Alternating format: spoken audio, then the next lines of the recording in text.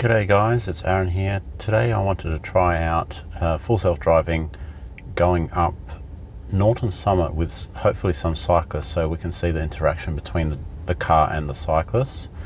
I'm going to try to force the car to go up Norton Summit Road, which is the one that's popular with cyclists. I believe there's a few cyclists already on there, so let's see how we go. We're starting at the Tower Hotel down on McGill Road, or corner of McGill and St Bernard's Road.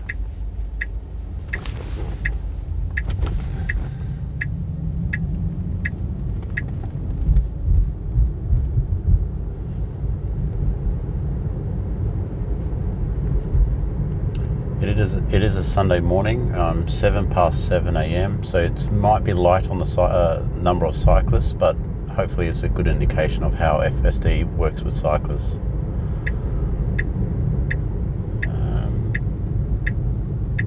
And first mistake. Well, no, it's corrected itself. It realised it was going left on the wrong road.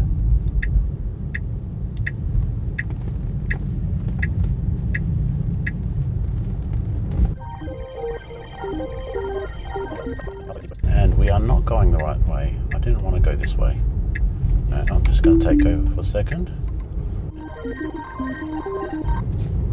Oh, first two cyclists. What is it going to do? Oh, that was tight.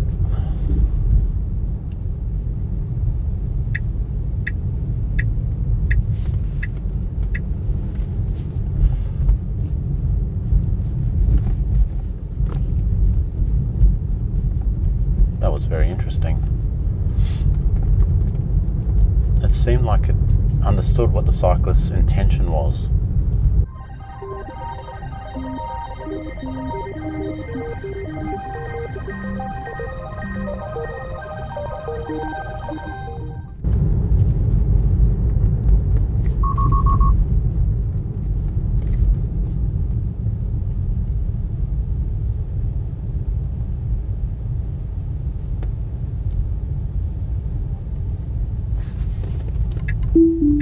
I've taken over.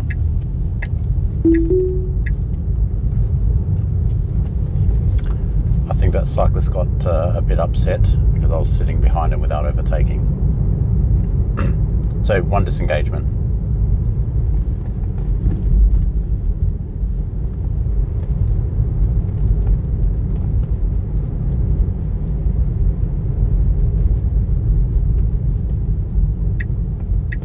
No, we don't want to do that. We're going to go this way.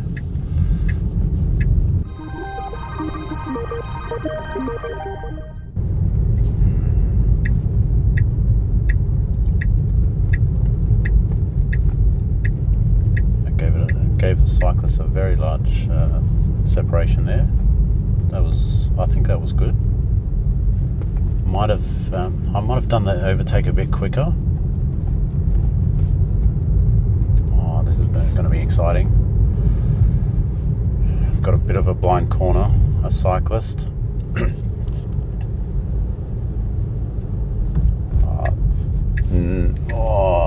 Nah, that's not good. We're lucky there, but I don't think that's a safe manoeuvre. We're approaching another cyclist. This should be fairly clear.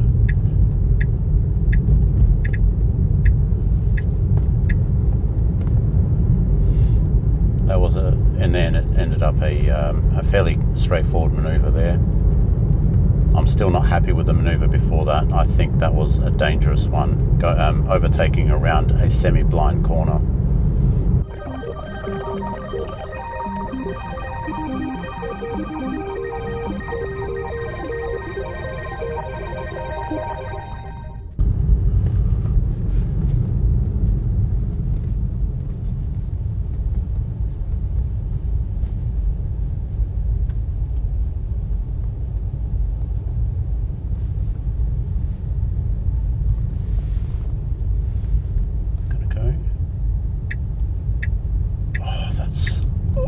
that's too, I would go harder if I'm going to do that overtake. Yes, we're allowed to do the overtake, but I don't know how safe that was. If I was overtaking that position, I might have done it, but I would have done it much quicker than that to complete the whole overtake as quick as possible. It's not uncommon for cyclists to be doing 30 or 40 k's an hour coming down this stretch.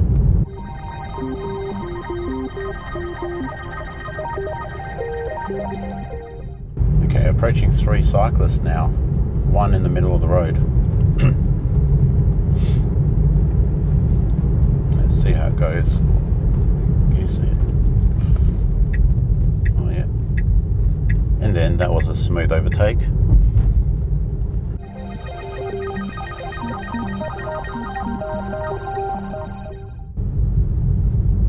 So approaching a cyclist doing 30 k's an hour on a flat section, the car's too quiet at this stage for the cyclist to realise that we're behind him.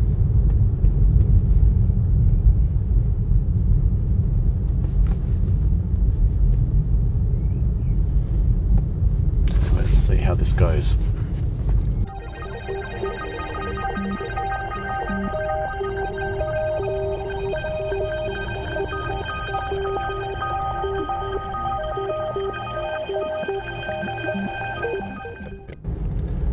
So the sign says 1 meter gap. We are overtaking. That's good.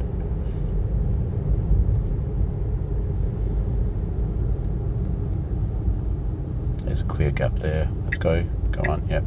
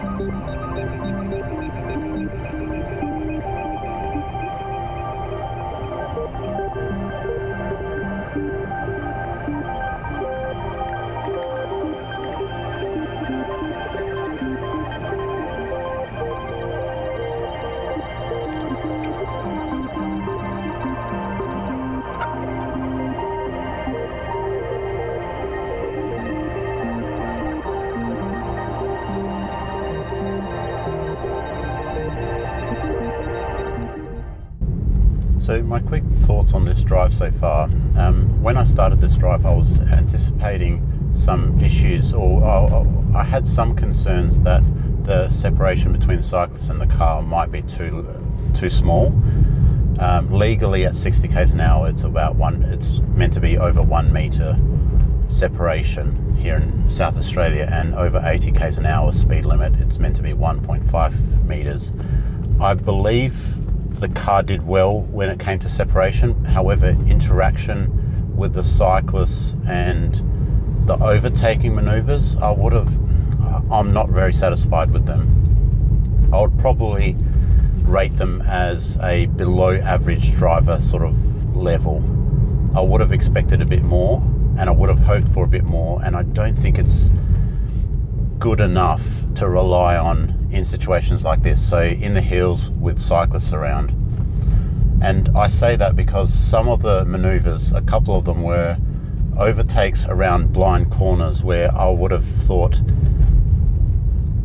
safety was questionable. And if I was on a bike, which I was yesterday, and we got overtaken a couple of times, and this is unfortunately very common here in Adelaide Hills, we get overtaken by drivers around blind corners, and sometimes without enough separation between the cyclist and the driver. And I believe that the Tesla full self-driving did similar mistakes, so which puts it on par with below average drivers in my mind. So would I rely on full self-driving in these situations? Probably not. And another thing about the overtakes, they should have been done much quicker so that the whole overtake maneuver is complete in a much quicker sort of time frame, reducing the risk of another vehicle coming the other way or a cyclist.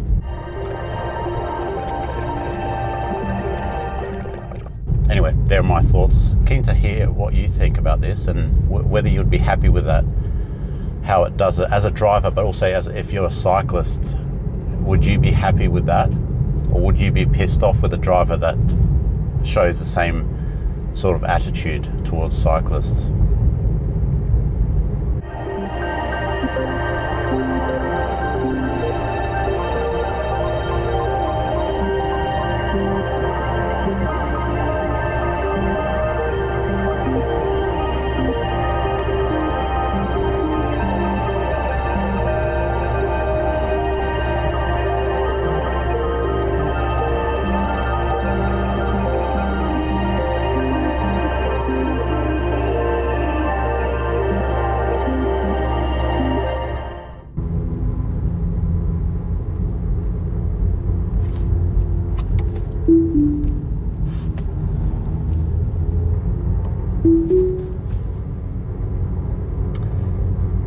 Did a quick driver intervention to give the ambulance a bit more space on the right lane. So it seems like, and this is something that's shown in the Tesla sort of test drives, that it doesn't interact or doesn't identify emergency vehicles yet in this version.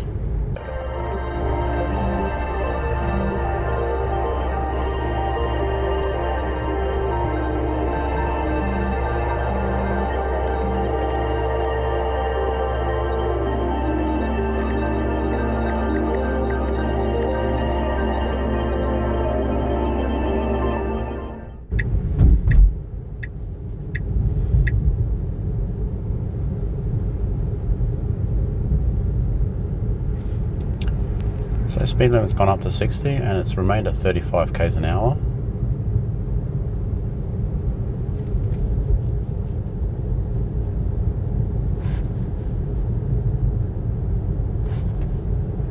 I'm giving it a quick nudge.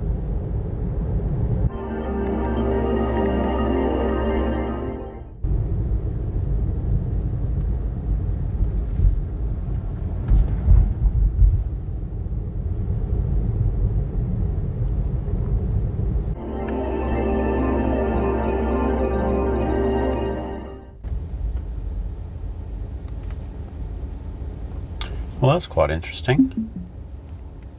The destination is still 150 meters away.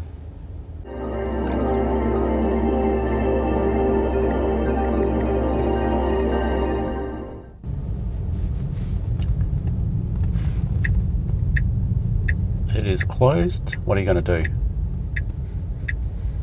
No, you can't do that.